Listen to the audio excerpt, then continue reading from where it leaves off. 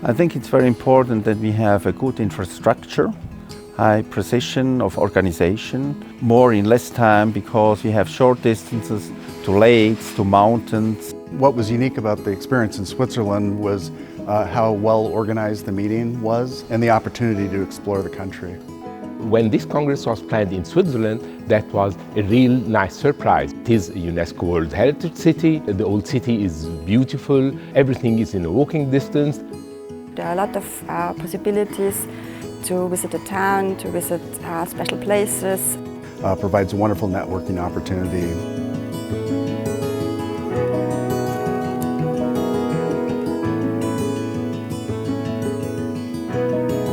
This time they had a tour to the Emmental, which I think was really wonderful and impressive.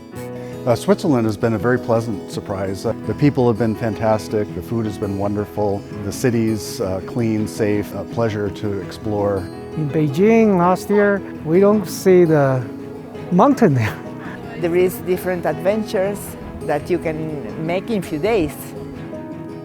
We have more people than usual. Switzerland is beautiful and on time. Beautiful nature. Nice people. Gorgeous place. Spectacular. Dream country.